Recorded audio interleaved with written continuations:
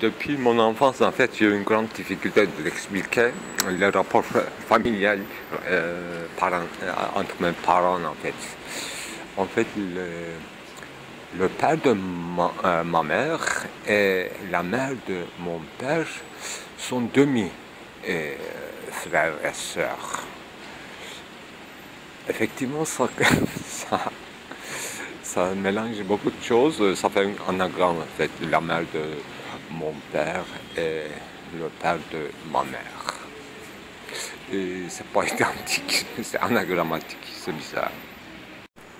Et ils sont venus, ces demi-frères et demi-sœurs, ils sont venus de Géorgie après la guerre des Russes. On appelle ça la guerre de 93.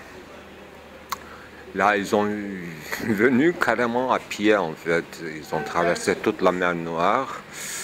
Et ils ont perdu beaucoup de membres de leur famille sur le chemin. Et ils sont venus arrêter directement à Eminönü devant la mosquée, nouvelle mosquée, voilà, due à Mahmud II, je crois. C'est très nouveau pour l'Empire ottoman. C'est une sorte d'immigration vers l'intérieur, à l'envers. C'était jamais vu pendant l'Empire. Oui, c'était le temps de perte maintenant. On revenait vers Heimat. S'ils avaient leurs origines à Istanbul, non, je ne crois pas. C'est inconnu. C'est inconnu. Et le reste, c'est-à-dire le père de mon père, donc grand-père que j'ai connu de très près, jusqu'à 6 ans, lui, il vient directement de Bulgarie et je connais l'endroit exact d'où il vient de Trnava, avec ses chansons bulgares, bien sûr. Turnam, ben buralarda durmam. Mais c'est touchant, ce grand monsieur comme sculpture qui a fait plusieurs guerres pendant 6 ans. Et ils étaient en otage devant les mains des Anglais. Et le reste, la mère de ma mère. Alors, elle est albanais, albanais turc, bien sûr. Enfin, c'est très mélangé. Les Albanais, c'est comme les Turcs, en fait, on ne fait pas la distinction. Le reste aussi, ils sont tous musulmans, donc forcément turcs. Mais oui, c'est très spécial. Ma grand-mère, c'est très spécial. Elle a des yeux clairs. Elle a un destin très, quand même, difficile. Parce qu'elle s'est divorcée très tôt avec mon grand-père. Donc ma mère, elle était un peu hébergée par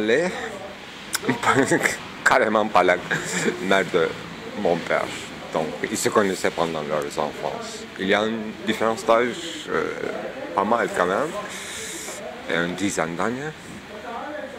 Et il est décédé, mon père, il y a maintenant 8 ans. Et ma mère, elle est maintenant dans l'hôpital. J'espère qu'elle va se rétablir parce qu'elle allait bien, malgré sa maladie qui est devenue quand même chronique.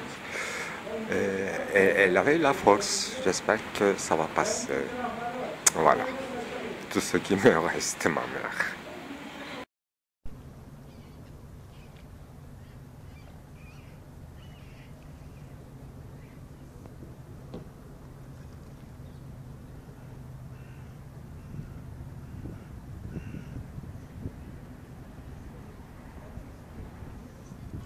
Mouvement aléatoire, mais très régulier.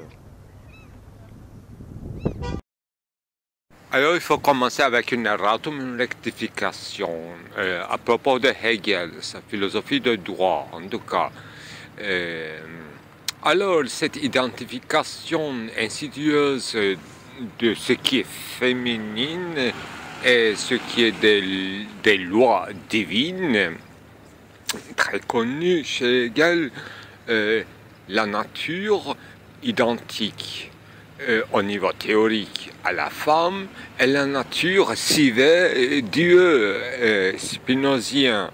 Donc il y a un triptyque qui ne sert à rien parce que c'est identique. Alors c'est un dernier geste de la part de Hegel pour sauver la femme, pour le rendre sa dignité. Mais le pari est perdu depuis très longtemps. Ni la femme est au courant de la chose, ni Dieu, ni la nature qui est aveugle. Bon, deuxième chose, commençons par l'histoire de la philosophie, et très vite. Hein. Alors, notre père c'est qui? Parménide. Et qui a dit? Qu'est-ce qu'il a dit? Il a dit que l'être, si vous êtes philosophe, vous choisissez la voie de être, non pas de non-être. Soyez des gens honnêtes de l'être. Et tout. J'ai fait très vite. Et puis, c'était pas une philosophie. Il n'y avait aucune concession, aucune négociation. Il était fermé, il était divin, sage, aveugle. Et puis, la société a changé en un temps et la démocratie est arrivée. C'est dégradé très vite, j'y vais très vite, et les sophistes et tout. Eh bien, il y a eu un certain Socrate, son maître et son disciple Platon. Eh bien, ils ont écrit un dialogue, n'est-ce pas, sophiste? Qu'est-ce qu'on dit? Il dit père parricide, en parlant de Parménide. Alors, société est changée, théorie est changée. Le père, Parménide, et sa théorie d'être immobile, s'est écroulée. Socrate savait depuis longtemps.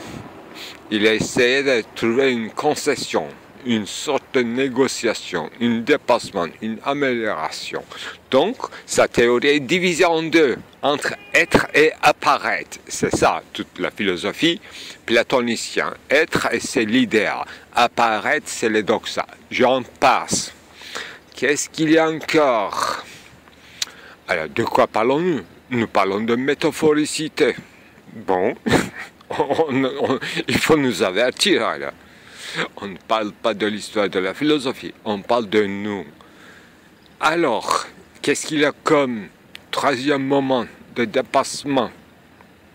Il y a eu quelqu'un, j'en passe, cogito cartésien, moderne. C'est complet, il a complètement centré la philosophie sur le sujet, mais divisé en res cogitans et res extensia, corps et esprit, parce que auparavant il n'y avait que la régence de l'intelligibilus, etc. Donc il a divisé, il a trouvé une petite place à l'homme, à ce qui est je. Donc quand il est venu, il a effacé tout ce discours, il a commencé par l'esthétique transcendantale. À partir de ce mince ouverture au monde, à ce qu'on appelle monde, c'est encore une caverne de Platon, mais j'en passe. Alors c'est Hegel qui est venu. Qu'est-ce qu'il a fait? Il a dit que, bon, je suis divisé. Pourquoi? Je touche quelque chose dans la main. Je suis certain, comme n'importe quel animal, je peux avaler cette chose. J'en mange, c'est la certitude, je l'absorbe, mais je trouve rien, néant. Alors, face à néant, je suis bien satisfait, mais non satisfait, non. La chose appropriée, c'est devenu mien. Alors, concept est changé. Qu'est-ce qu'il est devenu? Concept n'appartient pas à la connaissance d'un objet, mais chaque concept est d'une conscience qui sait un objet, donc intimement lié à la subjectivité du sujet. J'en passe, parce que Hegel était obligé de faire cette concession bizarre et juste, parce qu'il avait beaucoup de pression de la part de l'idéalisme allemand. Toutes les femmes folles, tous les poètes mecs, ils révoltaient contre Kant, n'est-ce pas?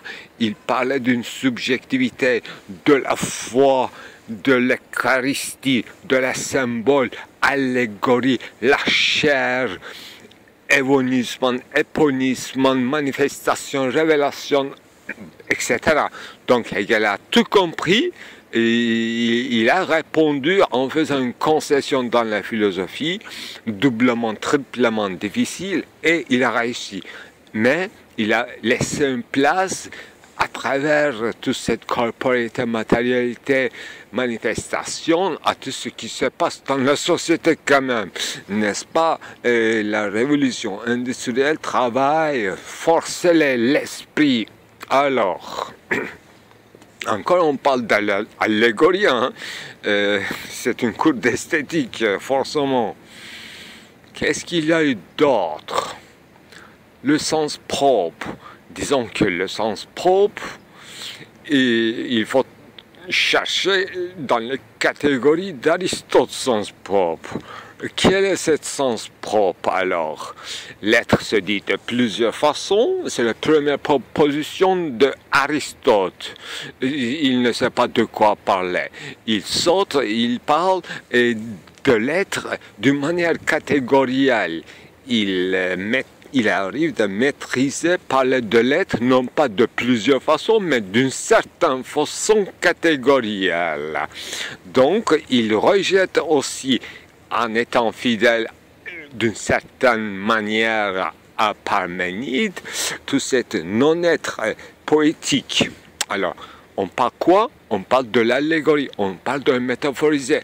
Métaphorisation, d'où vient ce droit de diversifier les manières de parler d'une chose. A et A identique A n'est pas B. Quand on vise B en disant A, on fait une faute, n'est-ce pas? Mais ça devient la poésie. C'est ça qui comprend Aristote apparemment. Donc tout est devenu faute, sauf la philosophie catégorielle. Alors, Kant a changé la table de catégories. On sait bien, mais c'est encore, on tombe sur le domaine de la phénoménalité. Donc, c'est pas de non-être qu'il s'agit. Ce sont de bien des états qu'on devrait se contenter. Alors, j'en passe. Qu'est-ce qui est arrivé? Alors, notre oncle est arrivé au monde, Franz Brentano, et tous ces tous ces neveux, nièces, la femme, amante, etc. Toutes à partir de cette famille de Lombard, immergée de romantisme allemand, n'est-ce pas? Il y a un certain Clément Brentano, quand même, ils sont de la même famille. Mais Franz, en choisissant la philosophie, il est devenu catégoriel, mais il était quand même très imbibé de cette culture de l'Italie, de l'Allemagne, de Lombardie. Alors, il a écrit un livre, tout étant philosophe correct, sur Aristote, sur les catégories d'Aristote. Brentano, en faisant une certaine explication des genèses des catégories d'Aristote, après, il a écrit ça. Après Kant, il a changé lecture de l'histoire de la philosophie. Alors, cette Genesis a généré toute la philosophie qu'on appelle phénoménologie moderne, c'est-à-dire Husserl. Husserl, il était étudiant de Brentano. Il faut quand même répéter les choses, en fait, ce sont des choses connues, mais on n'arrive pas à enchaîner les choses. Alors, Husserl, après Kant, après Hegel, il a dit qu'il faut retourner aux choses mêmes. Passons tous ces entendements catégoriels, etc. Bon, il y a moi et non moi. Il y a une chose et moi. Qu'est-ce qui se passe avec cette choséité? Dans l'appréhension de la choséité extérieure à moi, alors je suis dans un moment d'intentionnalité, pour ne pas dire une certaine volonté. Il y a une volonté, une subjectivité irréductible dans la constitution de chaque objet, dans chaque stade d'objet. J'en passe, très important. Alors, qu'est-ce qui est arrivé? Métaphoricité dans la littérature incontrôlable, et étranger à l'idéalisation unanime, alors rejeté par Edmund Husserl aussi. Qu'est-ce qui est arrivé? Qu'est-ce que cette Clément Brentano a engendré encore? Non pas seulement Husserl, mais Heidegger aussi. Heidegger, alors, il était étudiant de Husserl aussi, n'est-ce pas? Qu'est-ce qu'il a écrit? C'était leur père, Kant, n'est-ce pas? Tout étant bon allemand, leur père terrible, c'était Kant. Alors, il a écrit un livre, comment s'appelle? Kant, un problème de métaphysique. Qu'est-ce qu'il a fait? Il a relu l'esthétique transcendantale. Alors, il a trouvé qu'il y a quelque chose qui cloche dans la version A et version B de cette critique de la raison pure en ce qui concerne déduction des catégories. Quand commence en temps une tâche difficile d'expliquer les commencements et le véritable sens des catégories, donc déduction des catégories d'une manière transcendantale, c'est à notre sens phénoménologique, mais il est arrêté son projet en disant que c'est trop difficile de continuer dans ce sens-là. Oui, Heidegger a compris que c'était difficile parce que c'était un peu mal commencé, mais bien commencé aussi. Qu'est-ce que je voulais dire? On parle toujours de métaphoricité, de l'allégorie et symbole, etc. Du corps et de chair, des esprits, intelligence et de la matérialité, et de la manifestation, actualisation, etc. Le problème principal de la philosophie. Alors, venons à cette question de métaphore. Bon, métaphore, est-ce qu'on peut formaliser comme les fonctions catégorielles différentes intentionnalités de sens au sens de noéma, noématique et noésis, et voilà, toutes ces couches de sens peut-elle contrôler dans la poésie aussi, dans l'acte de signification. Signification n'est pas seulement épistémique, mais par exemple chez Lévinas, ça devient d'abord éthique, d'abord métaphysique. Éthique, c'est-à-dire qu'il n'a pas besoin d'une proposition prédicative. Une signification se fait avec les mi-voix et les traces, etc. En fait, avec visage, avec la frange de visage, avec les apparitions et toute peinture, etc. Alors, de quoi parlons-nous maintenant? Métaphore. On dit que au lieu de A, vous pouvez dire B, mais selon certaines écoles de poésie, si vous êtes adepte de John, etc., Édipe Jean Sévère, vous pouvez dire au lieu de A, C. Si vous êtes adepte de Hegelian, vous pouvez dire au lieu de A, etc., mais ça marche pas comme ça. Le mouvement transversal et oblique qui explique toute cette déclination finalement quand on met un dynamisme à cette métaphorisation, si on ne reste pas écolier, si on ne reste pas schématique, alors ça commence un mouvement. Et c'est ce qu'on appelle, à mon sens, métonymie, mouvement métonymie qui dépasse ou dans l'origine de tout sens. Alors, qu'est-ce qu'on dit en disant métonymie, un mouvement métonymique? C'est l'essence peut-être révélée de toute possibilité de métaphore schématique, symbolique, allégorique. Voilà, l'être se dit de plusieurs façons, on répète, mais il faut rappeler aussi à Aristote et aux aristotéliciens. Et on n'est pas relativiste, pas du tout.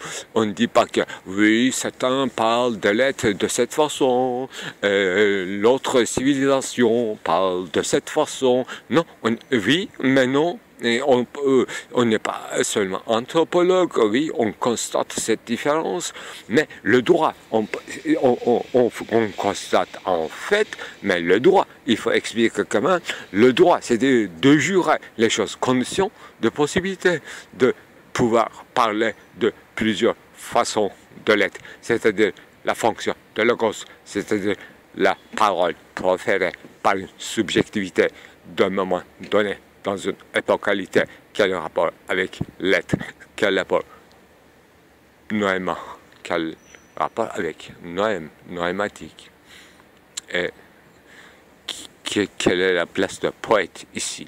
Voilà. Quand on parle de poética, on parle de l'histoire du monde, de toute histoire de philosophie et de toute histoire de l'humanité. Et quand on fait une faute dans la politique, par exemple, on est mal en poète. C'est simplement ça. Ce qui nous est arrivé, par exemple, dans cette tradition turque énorme de la poésie, des générations et des générations et des générations. Et on parle des générations anciennement, j'ai lu un article. Il donnait beaucoup d'importance à cette génération presque indépassable parce qu'ils étaient trop bien en parole, en écrit, en poésie. La génération de 90, oui. Et ceux qui sont arrivés après, dans les années 2000, et bon, ils ont essayé de continuer dans le même sens, mais ils ont essayé de quand même faire autre chose, parce qu'il y avait un mouvement islamiste, une nostalgie ottomane, etc. Donc ils sont devenus encore nostalgiques et traditionnalistes, et ils ont cherché des paroles, des citations, des anciens poèmes canoniques, les poésies de divan, etc., mais sans comprendre le sens et l'histoire et la généalogie. Alors, moi, ayant compris tout ça, effectivement, en écrivant et n'a pas publiant, étant traversé par toutes ces générations de 80, 90, 2000, 2010, maintenant on est aujourd'hui, n'est-ce pas, j'ai 24, oui, j'ai 20 ans maintenant, comme dans les années 80, et aujourd'hui même, en fait, c'est mon anniversaire, donc je suis maintenant 56 ans, donc dans les années 2016, qu'est-ce qu'on écrit? Qu'est-ce qu'on écrit? Qu'est-ce qu'on fait? Qu'est-ce qu'on filme? De quelle façon on parle de l'être, de ce qui est en train de se faire? Quelle est notre façon? Quelle est notre sans façon? Il y a plein de théories, mais ils sont des minorités qui se parlent avec leurs frangins. Et c'est ça la poésie, c'était toujours comme ça. C'était même. Bon, c'était toujours élite, mais maintenant devenu un mouvement.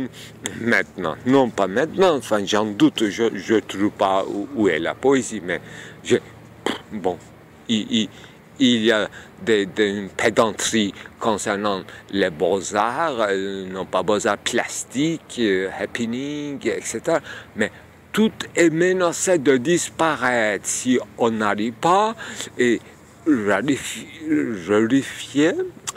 ravifier la poésie, qui est notre moment initial. Mais il ne faut pas se tromper. La poésie, c'est-à-dire ce qui est arrivé à la poésie, cette déchéance, est arrivé exactement à l'architecture et à ce concept de restauration de ce qui est ancien. Donc, tout ce qui est vieil, vieux, nostalgique, qui ne comprend rien de rien, ce qui se passe dans la restauration architecturale des biens et des héritages culturels, c'est arrivé exactement avec la même façon, avec le même esprit à la poésie.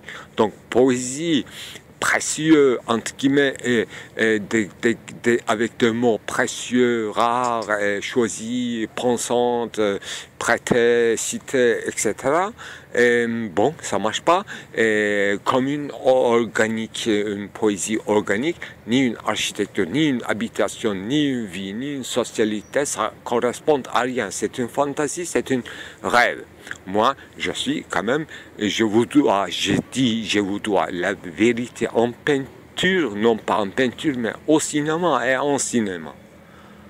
C'est-à-dire que je suis, bien que je suis la plupart du temps insolites, fragmentaires, mais je ne suis pas organique, mais je suis intimement attaché à la vérité, donc je cherche la vérité, donc je suis d'une certaine façon organique, mais je ne suis pas à leur façon. Je suis traditionnaliste. Bon, je suis une fixation de byzantinomanie, seltchoukite, beylik, féodalité, etc. J'étais tout très ancien, mais mes commencements, c'était dans les années 80, donc j'avais 20 ans, donc toutes gens avaient droit d'être poète à cette époque, non pas chercher du travail quand ils savaient se marier, non. D'abord, il fallait se montrer et se prouver comme poète. C'est ça notre tradition, qui vient de l'Ottoman, enfin tardif, c'est-à-dire la fin des Ottomans, et toute 100 ans, uniquement 100 ans de notre République, c'était ça. Maintenant, ça se coule. Il n'y a plus de nation, il n'y a plus d'idée de nation, il n'y a plus d'idée de peuple, il n'y a qu'une communauté religieuse. Oui, c'est très fort, bien sûr, enfin, par rapport à ce qui est turc, au sens péjoratif du terme. Bien sûr qu'une monothéisme arabisante est très forte, et une esthétique persante très forte. C'est ça l'illusion, ça vient de là. On n'arrive pas à déchiffrer la part du turc, s'il y en a encore, et la place idéologique, spirituelle de l'arabe, qui est habillée sur un turc. Je ne suis pas du tout quelqu'un qui pense qu'il y a une certaine essence turque, mais il faut faire attention à cette distinction. Ce n'est pas une question résolue. C'est-à-dire, la métaphoricité, métonymie n'arrive pas à se résoudre parce que ce sont des chaînes explicatives partielles. Il devrait passer des autres choses dans la poésie, et tout ce qui se passe dans la philosophie, dans son passé, est passé dans la poésie, mais devrait passer encore, parce que parfois la poésie qui va vite, parfois l'ensemble de la philosophie menace la poésie d'être puérile et enfante. C'est ça. Cette guerre va durer encore longtemps, à mon avis.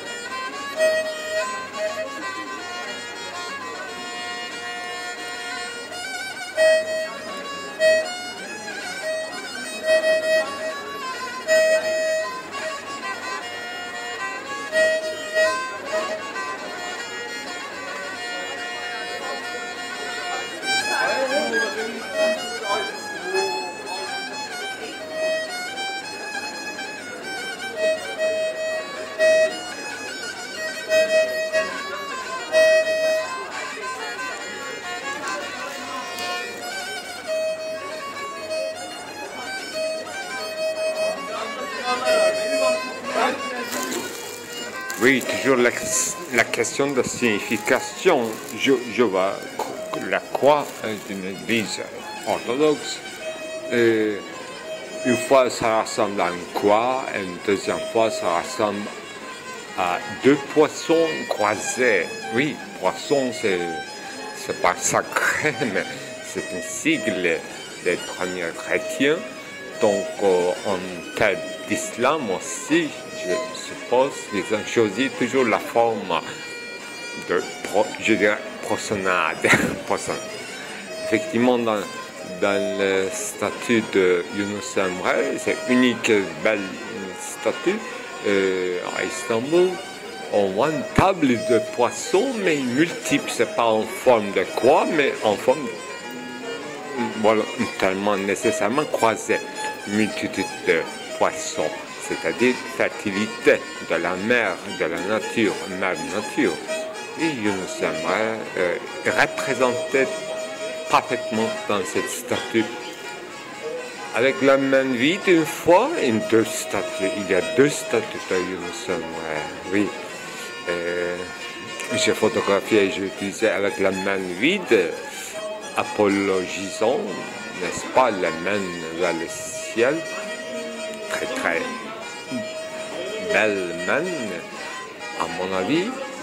Et l'autre, je n'ai pas encore photographié, tenant, une main tenant et proposant, exposant une table de poisson fertile, fraîche, multiple, croisée.